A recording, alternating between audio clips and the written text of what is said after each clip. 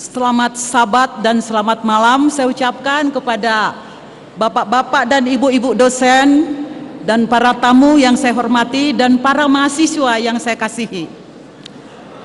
Judul dari khotbah kita ataupun topik pembicaraan kita pada Sabat ini, rendah hati seperti anak kecil. Sebelumnya saya mengucapkan terima kasih kepada Pendeta Gary yang sudah sabar memberikan jadwal untuk saya berbicara pada malam Sabat ini, dan juga kepada ICT Ministry, yang kedua The Serve of God, dan ketiga Sins Petra Instrumental. Bapak-bapak dan ibu-ibu dan para mahasiswa-mahasiswi yang saya kasihi dalam Yesus Kristus, menurut data yang saya ambil dari Dr. Horatius, ini adalah dari sejarah kerohanian, dari 253 orang yang bertobat dan dibaptis, usia di bawah 20 tahun 138 jiwa. 20 sampai 30 tahun 85 jiwa. 30 sampai 40 tahun 22 jiwa. 40 sampai 50 tahun 4 jiwa. 50 sampai 60 tahun 3 jiwa. 60 sampai 70 1 jiwa. Di atas 70 tahun tidak ada satupun yang mereka menyerahkan dirinya kepada Tuhan. Jadi, kalau kita lihat dari data-data ini,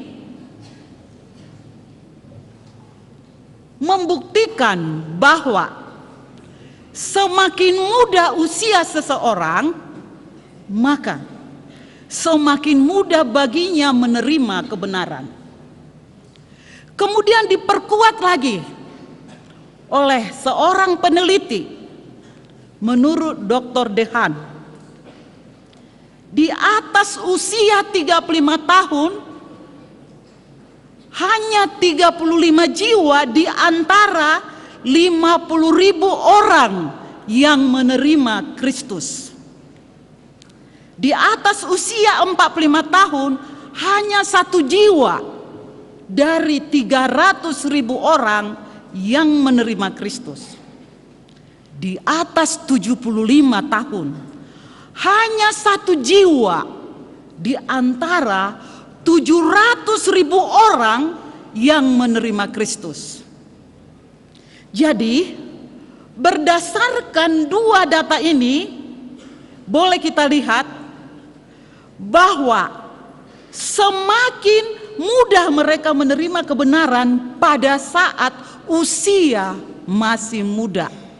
Padahal dua peneliti ini adalah dua yang berbeda, tapi mereka mendapatkan satu hipotesa, ataupun kita katakan hipotesa, tapi kita belum tahu kebenarannya.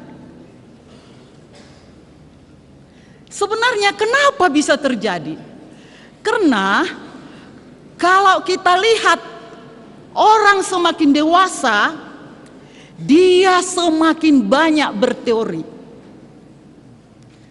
Orang semakin dewasa semakin percaya diri dan banyak dalih.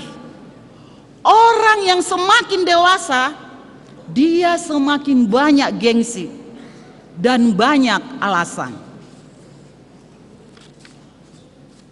Einstein pernah mengatakan, tidak ada yang kita ketahui. Pengetahuan kita ini tidak lain dari pengetahuan anak-anak sekolah. Jadi tidak ada yang kita ketahui. Yang kita ketahui itu adalah seperti pengetahuan anak-anak sekolah. Bukan dikatakan pengetahuan mahasiswa, tapi anak-anak sekolah. Kemudian dikuatkan lagi oleh Thomas Alva Edison. Dia mengatakan, Kita tidak mengetahui 1/1000 dari 1%. Jadi ini 1/1000 dari 1%. Kalau kita pikirkan 1% 1/1000-nya dari apa saja yang kita tahu, apapun yang kita lihat. Kita tidak mengetahui apa sesungguhnya air itu, apa sesungguhnya listrik itu, apa sesungguhnya gravitasi, apa sesungguhnya magnet itu. Hanya kita memberikan hanya hipotesa ataupun jawaban sementara. Memang kalau kita pelajari fisika modern, coba kita lihat. Orang mengatakan pertama sekali, kenapa bisa kita melihat? Ini secara klasik. Oleh karena di mata kita ini gagal pada saat malam hari ataupun tidak ada cahaya, tidak bisa melihat. Datang lagi hipotesa kedua. Oh, cahaya itu adalah partikel-partikel. Bagaimana bisa partikel itu sampai ke mata? Datang lagi penemuan yang ketiga, Huygens. Dia adalah gelombang, gagal lagi.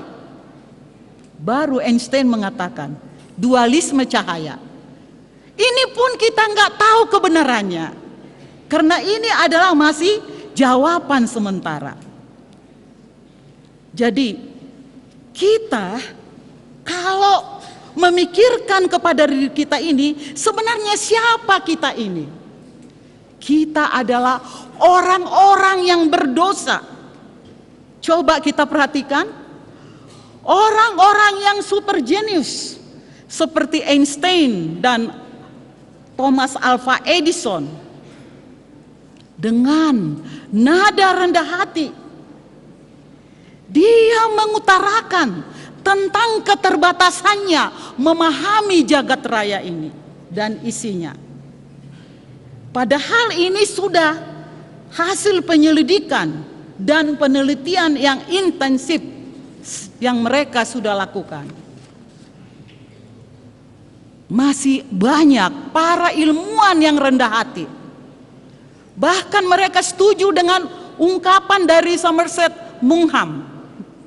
Dia mengatakan, satu-satunya yang aku ketahui dengan pasti adalah bahwa aku tidak mengetahui apapun dengan pasti. Jadi yang diketahui dengan pasti adalah bahwa dia tidak mengetahui apapun dengan pasti. Para mahasiswa-mahasiswi yang saya kasihi, pembahasan kita pada malam ini berdasarkan Matius 18 ayat 1-4. Kita mungkin sudah paham isinya. Pada waktu itu datanglah murid-murid Yesus.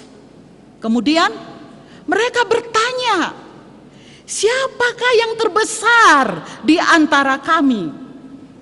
Siapakah yang terbesar nanti dan dia akan masuk di dalam kerajaan sorga? Apa yang Yesus lakukan? Yesus memanggil seorang anak kecil dan menempatkannya di samping Yesus. Kenapa harus anak kecil? Nanti akan kita bahas. Kemudian yang ketiga dikatakan di sini, Yesus berkata, aku berkata kepadamu sesungguhnya, jika kamu tidak bertobat, kita garisi, bertobat, kita buat garis bawah, dan menjadi seperti anak kecil ini, kamu tidak akan masuk ke dalam kerajaan sorga. Kalau tidak bertobat, tidak masuk ke dalam kerajaan sorga, dan rendah, menjadi kembali lagi, balik arah lagi, menjadi anak kecil. Dan dikatakan lagi, barang siapa merendahkan diri dan menjadi seperti anak kecil ini, dialah yang terbesar dalam kerajaan sorga. Jadi dari satu sisi Nas ini memperlihatkan bagaimana Yesus memamerkan salah satu sifat mulia dari anak-anak. Bahkan sifat mulia dari anak-anak ini menjadi model, menjadi motivator kepada murid-murid Yesus. Yang murid-murid Yesus itu mungkin paling muda adalah seperti para mahasiswa-mahasiswa yang ada di sini. Dan selanjutnya mereka sudah apa? Sudah lebih berumur lagi. Sekarang kalau kita lihat alasan apa Yesus membawa anak kecil. Kenapa Yesus mengemukakan pengajarannya kepada murid-murid Yesus kepada anak kecil? Rupanya murid-murid Yesus ini sudah berdebat. Mereka sudah bersoal jawab tentang siapakah yang memegang posisi tertinggi di antara murid-murid Yesus itu. Mereka memperebutkan kedudukan, memperebutkan kekuasaan. Boleh kita baca dalam Lukas 9 ayat 46 sampai 48. 46 dikatakan di sana, timbullah pertengkaran, perdebatan di antara murid-murid Yesus hanya mengenai siapa yang terbesar di antara mereka. Kalau sudah berdebat, yang mereka adalah satu tim, mereka adalah murid-murid Yesus yang selalu sama-sama.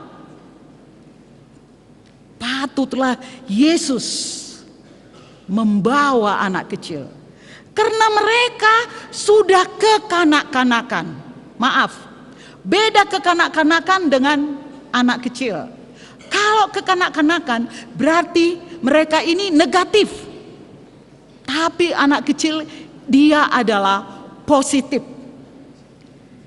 Yesus tahu benar apa isi perdebatan daripada para murid-muridnya itu.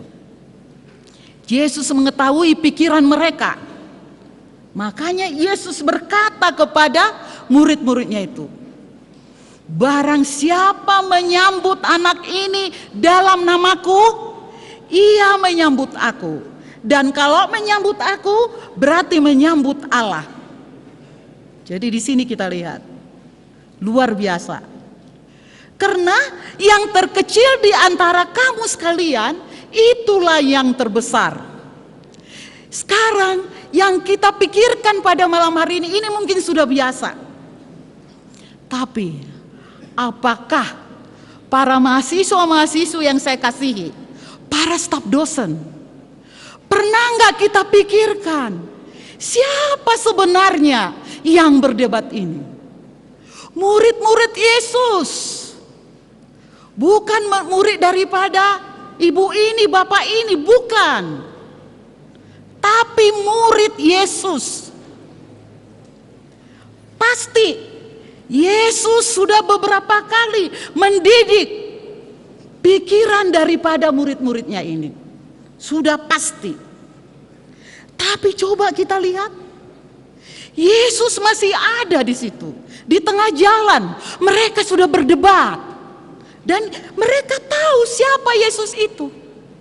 Bukan hanya tahu, tapi mereka lihat sendiri. Yesus bisa melakukan semuanya. Mereka lihat sendiri bisa menyembuhkan orang sakit. Mereka lihat sendiri banyak hal-hal yang tidak masuk di akal. Hanya Yesus, karena Yesus tidak berdosa. Jadi tidak ada sebenarnya di alasan ataupun alasan dari murid-murid ini bahwa mereka melakukan kesalahan itu. Mereka sudah pasti tahu bahwa Yesus nanti akan ke kerajaan sorga. Nggak mungkin murid-murid bagaimana? Tidak dibawa. Tapi coba kita lihat. Kalau kita pikirkan matang-matang, apalagi kita sekarang ini murid siapa? Kita nggak lihat Yesus. Tapi murid-murid Yesus memiliki lebih besar hasrat untuk mementingkan diri sendiri. Murid-murid Yesus mementingkan kesombongan daripada penghargaan kepada Yesus, daripada selamat yang diberikan oleh Yesus. Bahkan kalau lebih jauh lagi, kalau kita lihat siapa murid Yesus ini waktu Yesus disalibkan, kemana mereka? Mereka sudah tahu bahwa Yesus akan apa? Akan bangkit. Tapi inilah pemikiran-pemikiran manusia yang sudah jatuh ke dalam dosa. Ini masih bersama-sama dengan Yesus, apalagi kita. Tapi murid-murid Yesus sudah mementingkan kedudukan, kuasa, prestis, persaingan, kemasyhuran, ambisi, cemburu, bahkan kedengkian.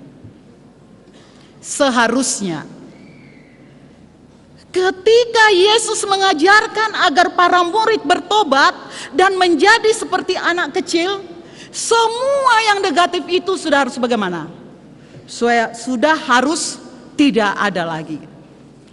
Dan yang paling membuat kita lebih bingung lagi, kalau kita baca dalam Bible Commentary volume 5 halaman 445,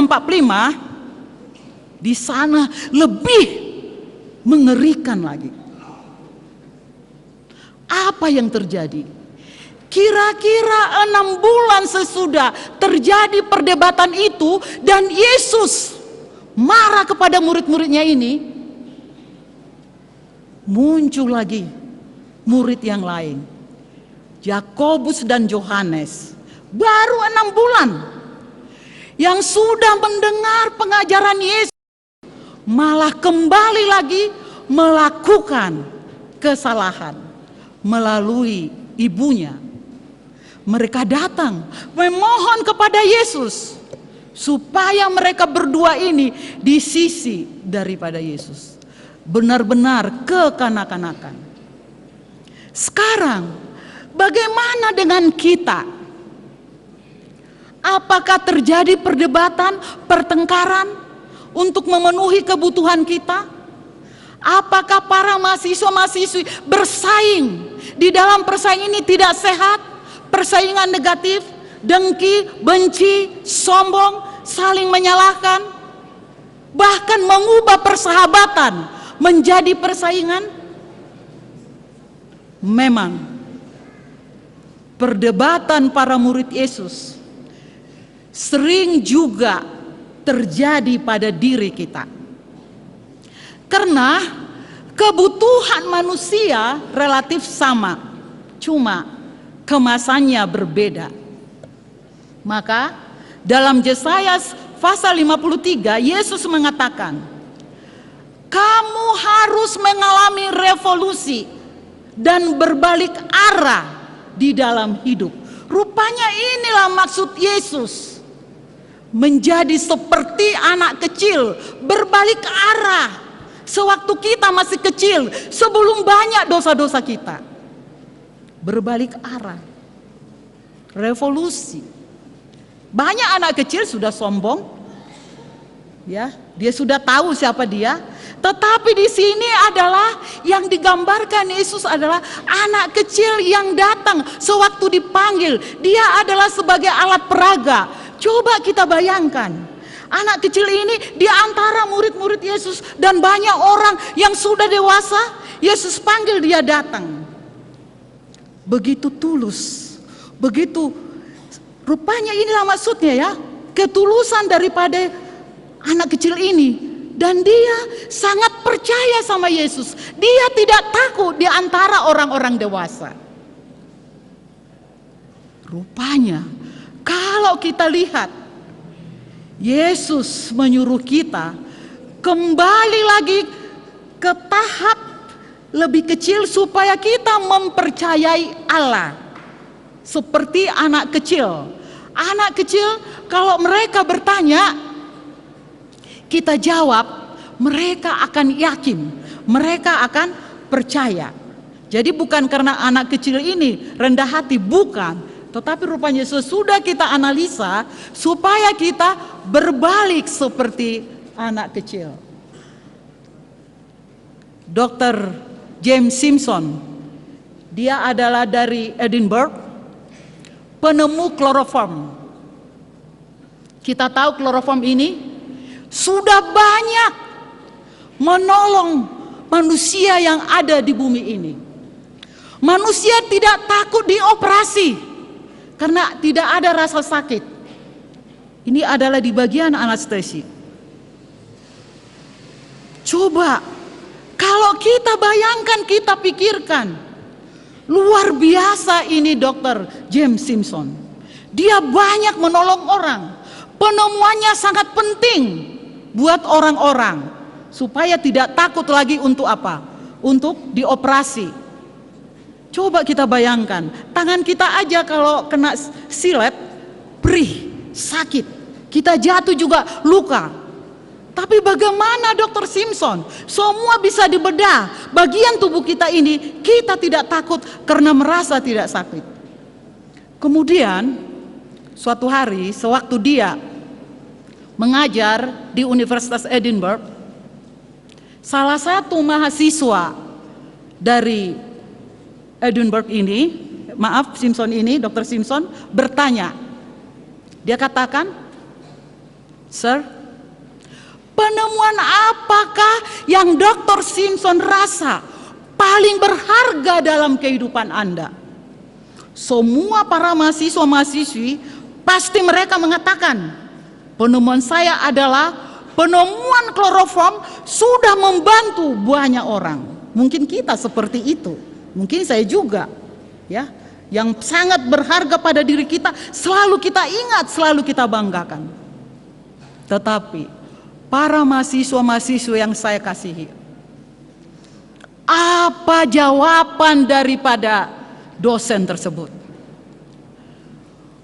Penemuan saya yang paling berharga dan sangat penting adalah bahwa saya ini adalah orang berdosa, orang yang tidak layak mendapat penghargaan.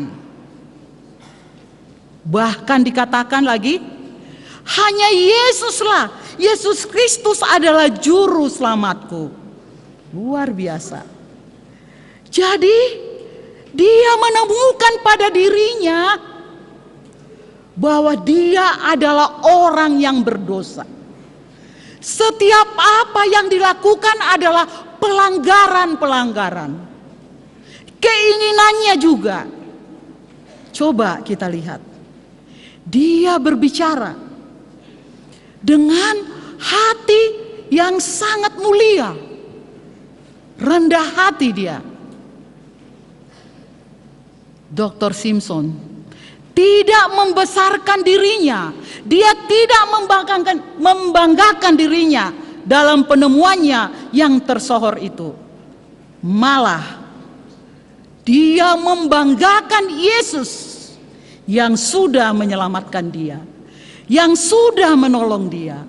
Inilah yang dimaksud dengan kerendahan hati itu.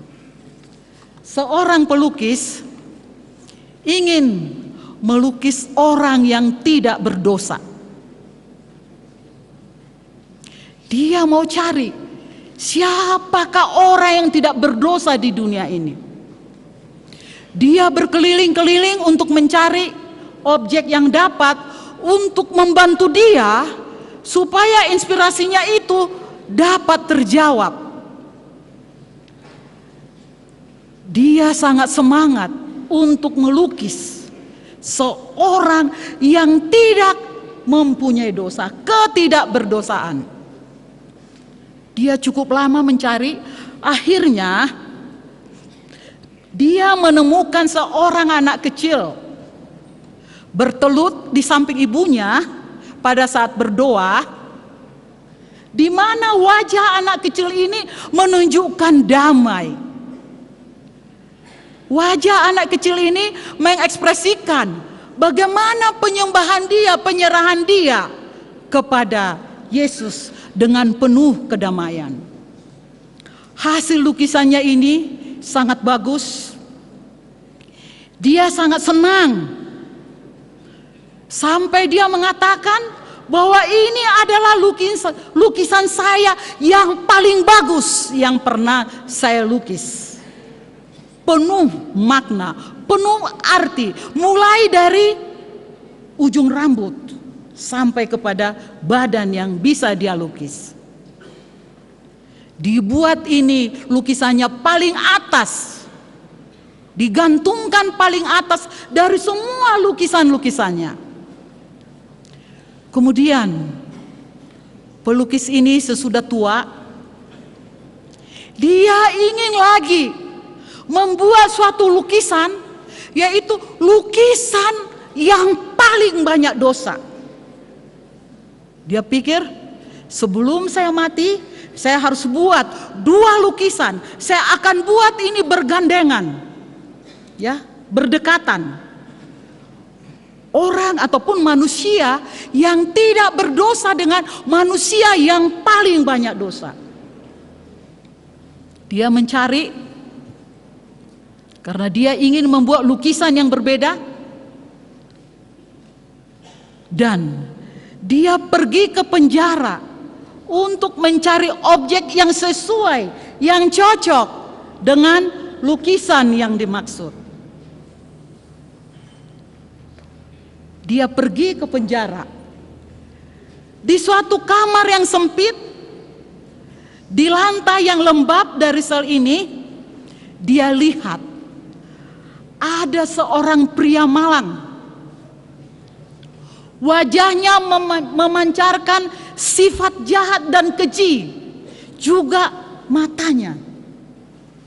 Lukisan itu sangat cocok dengan apa yang dia pikirkan. Lukisan itu sangat bagus.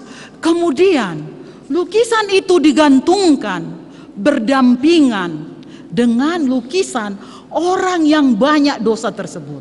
Jadi di sini banyak lukisan yang banyak dosa, dan di sini lukisan yang tidak ada dosa. Saudara tahu siapa pria yang di penjara itu? Dia adalah Rupert. Dia adalah sama seperti lukisan anak kecil yang tidak berdosa. Sesudah dewasa, dia menjadi orang yang paling banyak dosa. Coba, mungkin pembahasan kita pada malam ini kelihatan simpel, tapi mari kita bayangkan kejadian-kejadian itu, dan mari kita evaluasi diri kita. Mari kita berbalik arah. Para mahasiswa-mahasiswa yang saya kasihi, sebagai kesimpulan pada malam hari ini, dari sini boleh kita lihat pentingnya kebenaran sejak dari kecil, dari dini, dari anak-anak. Jadi jangan tunggu sampai Anda lebih tua lagi, lebih dewasa lagi. Semakin bertambah umur, semakin sukar untuk dibina. Marilah kita berbalik arah, bertobat sebelum terlambat, merendahkan diri seperti anak kecil. Terima kasih.